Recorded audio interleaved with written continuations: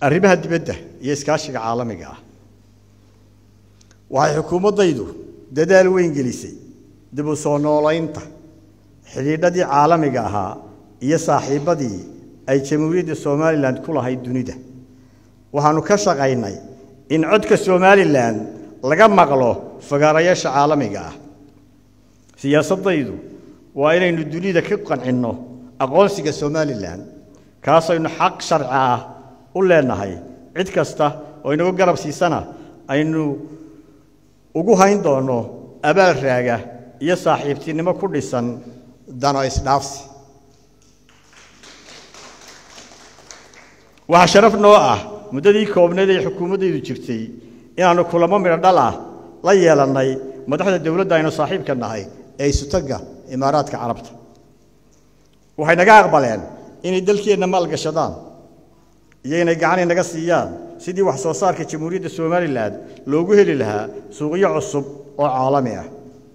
sidoo kalena ay ganacsatada dalkooda ku dhiirigeliyaan kuna garab siiyaan maalgashiga jamhuuriyadda Soomaaliland gaar ahaan xoolaha beeraha kalluunka iyo macdanta hawsha dhamaystirkeeda waxa hadda ku hawlan gudiyo farsamo oo ay labada dhinac u magacaabeen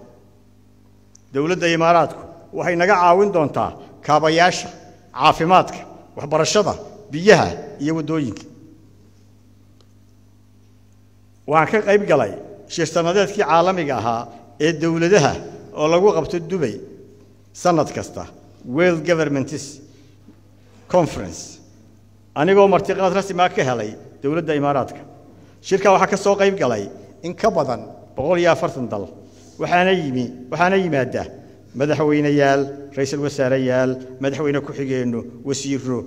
madax hore oo caan ah shirkadaha dunida ugu waaweyn iyo maalgashadayaasha dunida ugu waaweyn shirkaas waxa uu dardargeliyay xiriirka caalamiga ah ee jamhuuriyadda Soomaaliland iyo miisaankeena diblomaasiyadeed uu dib ugu soo noqdo fagaarayaasha caalamiga ah